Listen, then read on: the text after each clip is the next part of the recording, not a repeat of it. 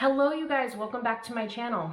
Today we're going to do a little bit of a different video. It's something that I'm pretty excited about actually. So I used to be super into reading. Like when I was in like middle school and high school, I really enjoyed reading. And then at some point, I think like midway through high school, I just stopped doing it. I don't know what happened, but especially in my like adult life, I've barely read at all. Sometimes I'll go back and read some of like my old favorites. I'll go through kind of phases. Like a few years ago, I signed up for a library card and I would just kind of go check out novels. One of my favorite authors used to be V.C. Andrews, which if you've ever read a V.C. Andrews book, please don't judge me, but I used to be obsessed with them. I don't know why. So anyway, once I had my son, I went through, or I'm still going through this weird thing where I can't watch too much TV. I'm like, I don't know, hypersensitive to TV for some reason. I can't stay focused on it. It's just this bizarre thing. But when doing his feedings, I found out that I can read. So when he's eating, I'm sitting there like holding a bottle for him for like 20 to 30 minutes. So I can easily read. So I started getting back into reading. I had that library card from Hawaii, and then I went down and signed up for one here. So now I have the app Libby, which if you do not have this app, and if you do not have a library card, go get a library card from your local library, because most libraries participate with Libby. And you can go on there and find so many books that you can just download straight to your Kindle, or you can read right in the Libby app.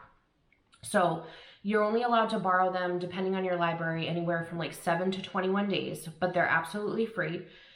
The only problem is sometimes like the more popular titles, they're going to be on hold for a while. So you'll have to kind of like jump in a wait list, and then it might be 2 weeks till you can check it out. It might be 24 weeks till you can check it out.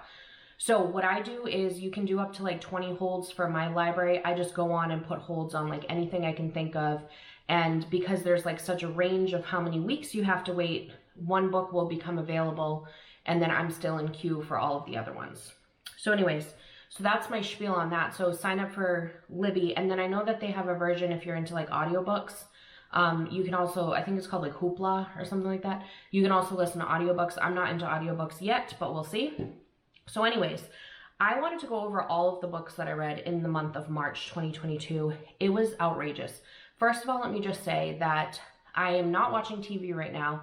So if you're sitting there like, how the heck do you have time to do all this reading? It's because I'm not watching TV. Second of all, like I said, my son, anytime he is feeding, I'm reading. And so that's every 3 hours, okay, because he's a newborn. And then also I read incredibly fast. I've always read incredibly fast. In some cases, it's because I'm skimming and I'm just like reading dialogue and key details. In other cases, it's just I'm so interested in the story that I'm literally like zooming through it. Like, you know, Spencer Reid on Criminal Minds, you know how he reads really fast? I'm at like 10% his speed, but I am a very fast reader. So anyways, so I'm going to go ahead and get started with the books that I read in the month of March, and they're all over the place. I have some romances, I have some like spicy romances, I have some historical fiction, I have some thrillers. So we're just going to dive in because it's going to take forever. And I'm going to try and be quick, but mostly what I want to do is let you know my favorites so you can add them to your wish list. So first read for March of 2022 was really good. It's by Lauren Lane, and it's To Sir with Love. If you have ever watched the movie You've Got Mail, she openly admits that she based this book off of You've Got Mail.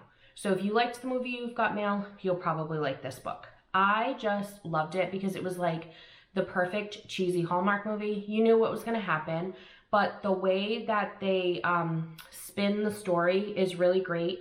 And I really loved all like the twists and turns throughout the way. And then also the characters were just so adorable. I loved every single character in there.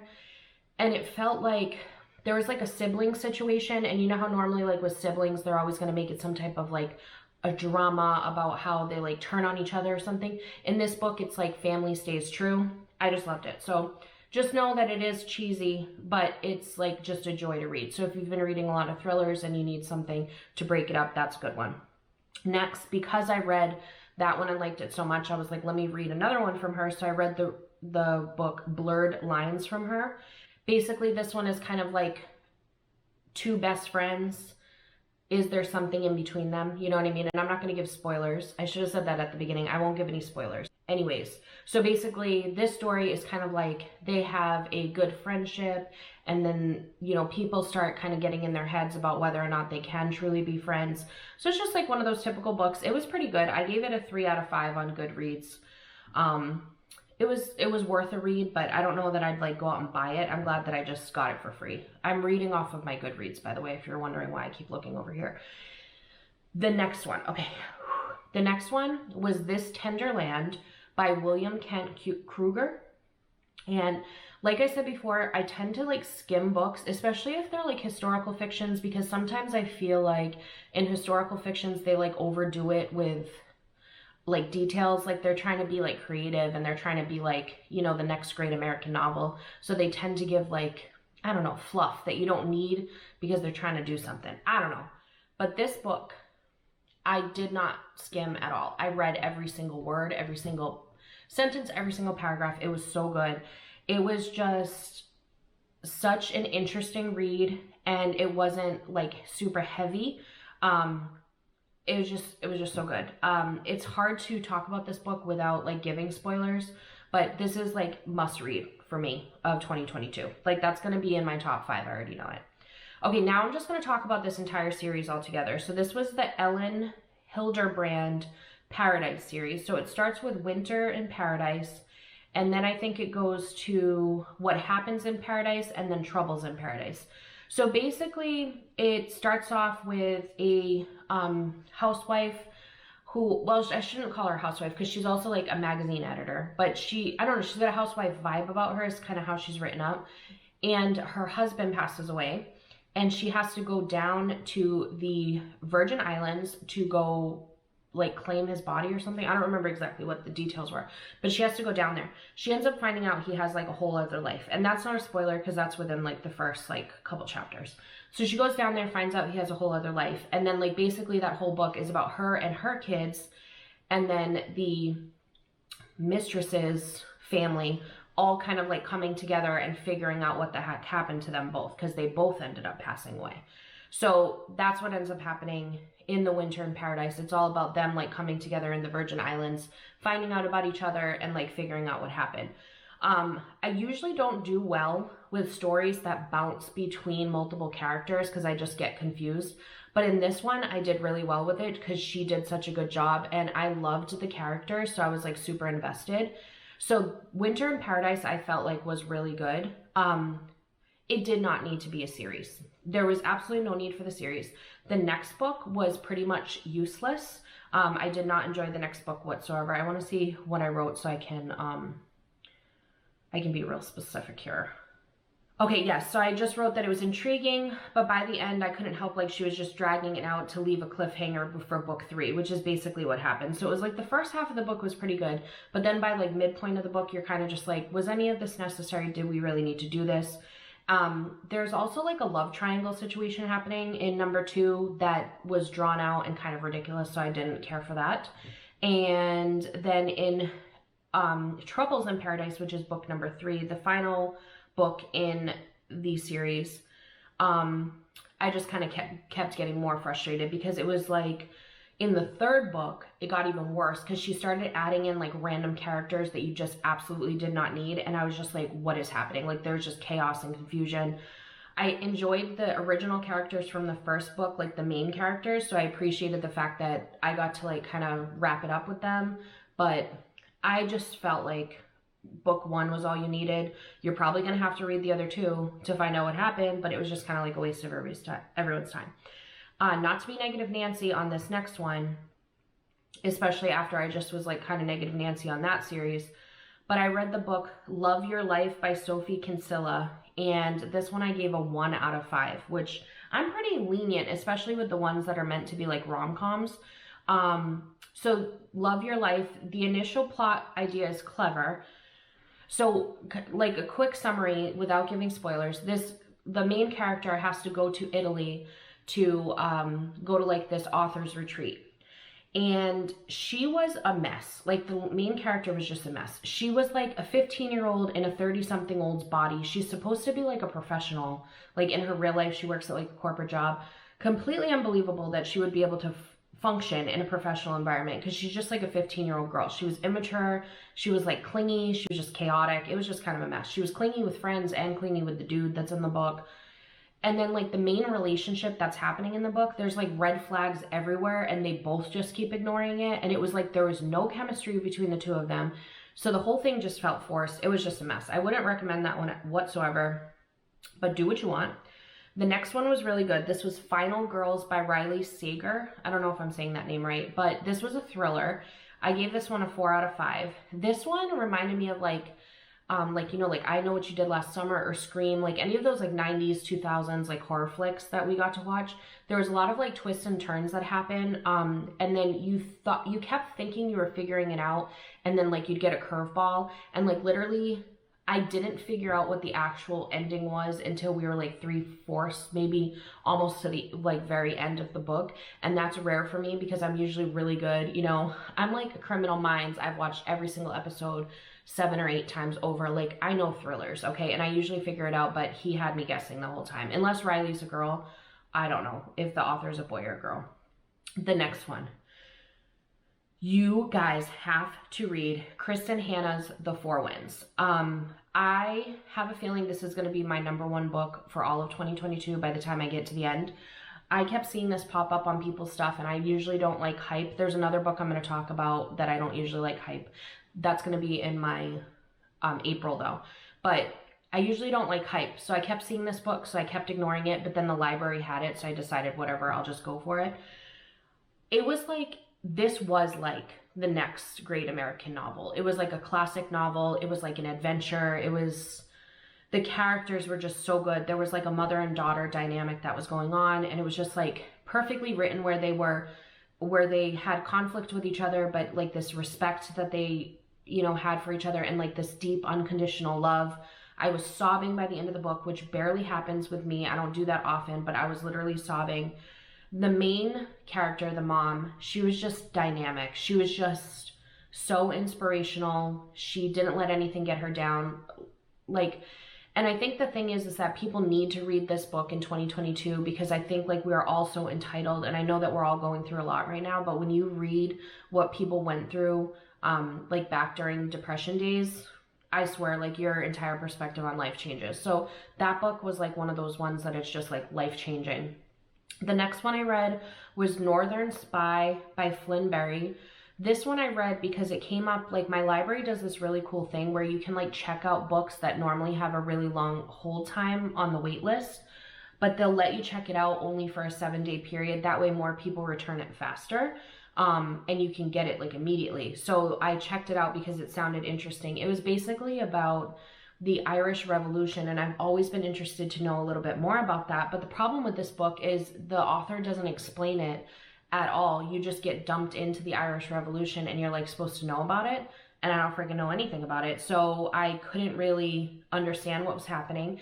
And then the characters, the way they were written, I had absolutely no connection to them whatsoever. And I also felt like the point of view that the author chose, he chose like kind of the secondary person's point of view for the story, and I felt like the other person should have been the one that we had the point of view, or at least like a dual point of view.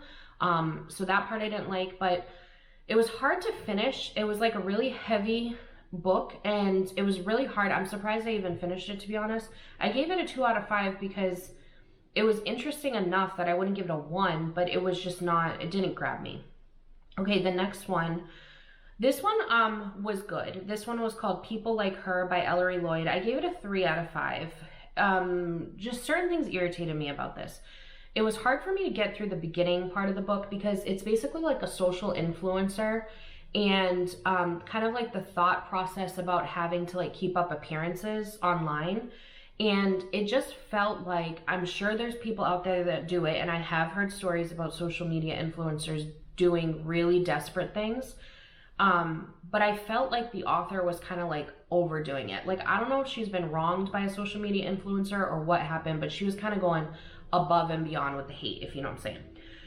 There was also a lot of trigger warnings in there.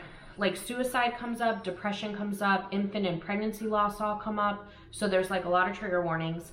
It did keep me in suspense. You don't know really what's going to happen by the end of the book, but I disliked the main character so much that I kind of didn't care. So there's that. Okay, the next one. This one was really good. So this one was Catherine Center, and it's Things You Save in a Fire. Now, I make a point to, for the most part, I don't read like the summary of books too often, only if like the cover doesn't call to me. Otherwise, I kind of try and just pick out books that either I saw on like one of my favorite Instagram book pages, or if I see like a cover that like looks really intriguing. And this one, it was the cover that was intriguing. So it's called Things You Save in a Fire. I had no idea what it was about, and I assumed it was going to be like either like a thriller or like, I don't know, some type of motivational book, because Things You Save in a Fire sounds like what's most important to you, you know? But instead it turned out to be like a rom-com, and it was like a Hallmark movie that kind of had like a Lifetime theme to it, and then finished out as like a full budget rom-com, if you know what I mean. Like, it started out as cheesy Hallmark, then a little Lifetime came in, and then it was like Reese Witherspoon, you know, like that type of rom-com. So it was like an early 2000s type rom-com. There was a lot of twists and turns. The characters were adorable. I was super invested. I was super invested, and then it was like there was enough twist and turn, but it wasn't like overwhelming amount. There was definitely some cringy moments because it's like a rom-com, but overall I thought it was really good. And it was kind of like a good palate cleanser because I had been doing like the historical fictions and like thrillers, so. Okay, this next one was The Magnolia Palace by Fiona Davis. And this one a bunch of people had been recommending. Again, I went into this not knowing what it was about. It was basically told two different girls in two different time frames were the viewpoints, but the problem was the girls were so similar that I kept getting confused as to what time frame I was in. And it was kind of like a whodunit type thing. There was like a mystery involved, and I gave it a 3.5 out of 5. It was very slow. Like, the first 2/3 of the book was incredibly slow, and then the last third of the book like hooks you. And the ending was really cool, and what they did there was really cool. It was kind of different. There's a little bit of romance in it, mostly thriller. Some of the characters, like, even the ones that are not, I love when people write kind of like villains that have like an empathetic undertone to them, like you feel bad for them type thing, or sympathizing, whatever, you know what I'm saying. And that happened in this book. The next one, you guys, this is also going to be in probably my top 5 or 10 for 2022, and we're only 3 months in. It's called Mary Jane by Jessica Anya Blau. It was pure joy. So the main character is a 14-year-old girl, and it's set like in the 60s or 70s, I can't remember. And basically she is a nanny in a house, and from the outside of the house, they live in like a fancy cul-de-sac. The dad is a doctor, and so like her mom sends her to this house to be a nanny, thinking that it's like all prim and proper, but it turns out like the house is like, they're like hippies basically, and free-spirited and things like that. So she kind of has to keep from her family how free-spirited the house is, because she knows she won't be able to nanny there anymore, and she's like intrigued by them. Like, she wants to be there and be the nanny because she wants to learn more about how other people live. And she is just such a dynamic character. Like, you think reading like a viewpoint of like a 14-year-old girl is going to be like immature and stuff like that, but it wasn't. She was just such a like dynamic 14-year-old, and I just felt like I was in the 70s having like a dreamy summer with her. It was just so good. It was such a good book. You need to read it, okay? I liked it so much that I actually ordered it on Amazon because I got it from the library, but then I ordered it on Amazon because I want to own it. Like, I want to forget what happens and visit it back in a year. That's how much I liked it. Okay, the next one, V.E. Schwab's The Invisible Life of Addie LaRue. This one I gave a 3 out of 5. I mean, I would probably say maybe like a 3.25. It wasn't like a definite 3, but it was really unique. The story was really unique. Basically, the girl, she can live forever, but nobody ever will remember her. So every time she leaves a room, the person that she was talking to forgets her. So imagine like she can't have a job, she can't live anywhere because her landlord would forget her, her boss would forget her, boyfriends would forget her. So like, it was an interesting concept. But it was 400 pages, and I don't feel like in 400 pages the main character advanced any at all. Like, and because she's immortal, it's like she's living over 300 years. So in those 400 pages, you're getting 300 years of her life. And I felt like she didn't go anywhere. You know what I mean? I don't think it needed to be 400 pages. There was a lot of chapters in there that were just like unnecessary to me. I did appreciate the ending because it wasn't like perfectly neat and tied up in a bow. It was like you finish it and you're like, you can kind of like put in your own details and figure out what you think happened. So I did appreciate that. I think it's definitely worth reading because, like I said, it's such a unique concept, but it just wasn't like my favorite. But if you're into like the dystopian type novels, I have a feeling you'd like that. The next one was Greenwich Park, or is it Greenwich Park, by Catherine Faulkner. This one I gave a 4 out of 5. I could not put this book down. There was like so many twists and turns. It was the perfect level of predictable, like enough where you're not like on the edge of your seat and like you feel like your heart racing. Like you knew kind of what was going to happen, but there was enough twists and turns to kind of make you question it. And then there was so many characters in this book that you're kind of like suspicious about everyone and you're not sure who the bad guy is until the very end. And then I feel like she did a really good job in having a lot of characters, but giving the main characters the biggest portion of real estate, if you will, with the point of view. So in that way you don't like end up feeling like confused or anything. I really liked that book. Okay, and then we only have a couple more, you guys. Bear with me. The next one was Blue by Danielle Steele. When I was super into reading, Danielle Steele was actually one of the ones that I would read all the time, and I really liked her books. But I remember like I kind of got sick of it because I don't know if you're into Danielle Steele, and I apologize if you are, but she tends to write the same way in every single book. So if you read a bunch of her books back to back, you end up being like, oh, okay, I've read the same thing before. So I haven't picked up one of her books in years, so I decided I would just go. I went to the library for that one, and I just picked out one that called to me. And so this one called to me. And it's a really different Danielle Steele, because Danielle Steele, as far as I remember, used to be more like, kind of like Nicholas Sparks type thing, where it's like, you know, some drama, but mostly romance type thing. This one is more about like a unlikely pair, and it's not romantic. There is some romance in the book, but the main two characters are not romantically involved. It's like a foster mom and son situation. It wasn't as predictable as her other novels, but it just felt like it was missing something. Like there wasn't tension, there wasn't pull, there wasn't just like me getting invested in the characters. I really enjoyed the main character a lot, and the two main characters I really enjoyed a lot. And then there was a couple like side characters that I also enjoyed, but the main character's sister said infuriating things, and I'm not like super easily offended. I'm not like the most unoffended person ever, but I'm not super easily offended. But the sister says some like really offensive things in there, and I just felt like that would be an opportunity for the main character to like come at her, but instead they just like chalk it up to like a sibling fight or bickering, and they just kind of like let it go. And I'm just like, this would have been a good chance for anybody reading those words that would have been hurt by it because they were offensive, for like the main character to like, you know, bring her back to earth, but that didn't happen. So I didn't like that, but it was like an inspiring read, and it like kind of makes you think a little bit. The next one I also got at the library, and this was the Unhoneymooners by Christina Lauren. Also picked it up because of the cover, because this is just me. Like, this is me in a cover, like beautiful. Didn't know what I was getting into when I read this. This will be one of my favorite books ever, and I want to just say this, take it with a grain of salt, because it's a rom-com book, so it's not like, this isn't the next great American novel, okay? But it's like, I was literally laughing out loud when reading this book. It's also set in Maui, and I love Maui, so I felt like I was in the story and I was in the book. It has a super unique plot to it. So basically, it's these two people that do not like each other, which that's not unique. But her sister is marrying his brother, and they end up having to go on the sister and brother's honeymoon together. And it was predictable, of course.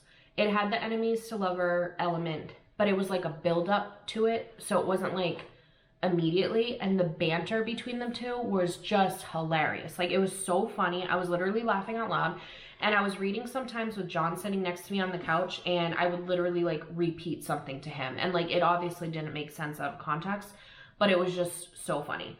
I finished the book and I was like, this needs to be a movie, and I Googled it, and sure enough, it's turning into a movie. So I'm telling you right now, they better do well with the casting, because the two main characters were just so good, like so good. So if they mess that up and they mess up the chemistry, I'm gonna be really upset. So anyways, this one I also ordered on Amazon to own myself a copy because I liked it that much, and I don't even think I would need to forget that to want to read it again, because it was just so funny. It just made me laugh. So if you are in a spot where you need a like rom-com type situation to like break up some thrillers, this is the one for you. Okay, so that's all of my reads for March. Are you proud of me? I read quite a bit. So now I just want to briefly talk about my to be read for April. Hopefully I'll do this on a monthly basis, who knows, but I'm going to start off with the books that I've read so far.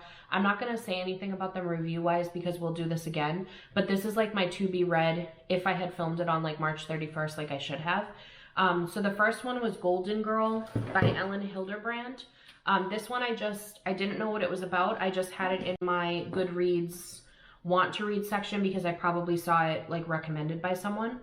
The next one was In My Dreams I Hold the Knife by Ashley Winstead. That one I got through the Libby app. Next one was In a Holidays by Christina Lauren. This one is like kind of like a rom-com one, and I needed that because the In My Dreams I Hold a Knife and Golden Girl were like on the heavier side, so I kind of needed something light to break it up, because I knew going into the next one that it was going to be heavy, and that was Where the Crawdads Sing. I finally read that book. And then last but not least, this morning I finished A Flicker in the Dark by Stacey Willingham. So those are my to be read that I've already read, and then I have this huge stack, which I'm not going to get through the whole thing in April on account of who I am as a human, but I will tell you guys that I also have some on my digital. So this one, I finally signed up for, not finally, but I signed up for that Book of the Month program, and so this was one of them. It's Tell Me Everything by Erica Krause, and it's a story of a private investigation. This I found at the Dollar Tree. So it was The House Swap by Rebecca Fleet. I have Watching You by Lisa Jewell, which I did start this and it didn't grab me, but I am gonna try again. Next one, another Book of the Month club. Look, they give you a little free bookmark. This one was my April one. This is Adriana Trigiani, The Good Left Undone. This one is a historical fiction. This one is a library book, and it's due back like April 19th, so I have to read it soon. This is The Meaning of Mariah Carey. If you know me in real life, you know I'm obsessed with Mariah Carey, always have been. You can hate on me all you want. I love Mariah. So I wanted to read this book. I saw it at the library, and I said yes.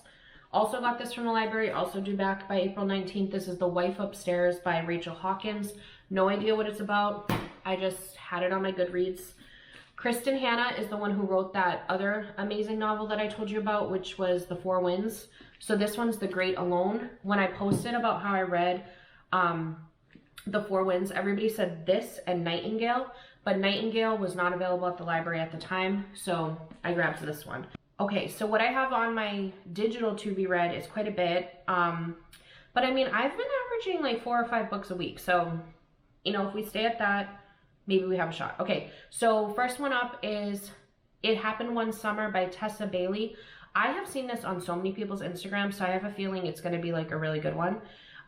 Next up, The Lion's Den by Catherine St. John. That's another one I saw a bunch of people posting, so I'm like super stoked about my picks this month because I have some good ones.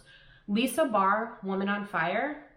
Somebody that I'm obsessed with, her name is Beach Reads and Bubbly, I think, on Instagram. I'm going to put her handle here. If you are into like books or you want to get back into reading, this girl has literally like brought back my passion for reading. She's so fun and bubbly, and when she talks about books, you can't help but want to read it, and everything that she's liked, I've liked. So, and I just love her. She has like such a refreshing attitude about books, where it's like, don't just like read books because you're supposed to. Like, read books that you like, and if you don't like a book, don't read it, you know? Like, don't waste your time on books that you don't enjoy. If you don't want to finish a book, don't finish a book.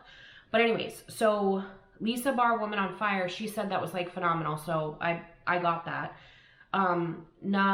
Okay, this one is The Water Dancer by Ta-Nehisi Coates. I hope I said that right. That one, I have no idea what it's about, but book of the month, when I signed up, they sent me like this little pamphlet, and it had their book of the years from past years, and that was one of their book of the years. The person who wrote Final Girls, Riley Sager or whatever it is, his or her book, Lock Every Door. I really liked the writing style in Final Girls, so I decided I would go for that.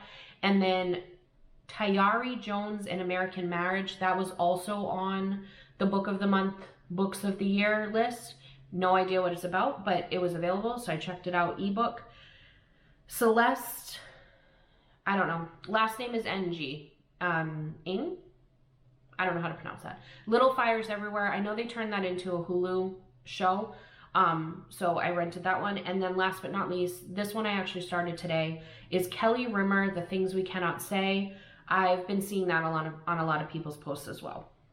So anyways, that is everything that I have for to be read in April. Did you guys hear a book that intrigued you? If so, leave it in the comments below. Or if you have a recommendation. So I have lately been enjoying historical fictions. I've enjoyed thrillers. I've also enjoyed rom-coms and even spicy rom-coms. So if you have a spicy rom-com that you like, leave it down below. This is a judgment-free zone. You know, let me know about those spicy picks, okay? And I think that's pretty much it. That's all I have to ramble about today. I hope you guys enjoyed this. If you did, let me know because I'll keep doing it.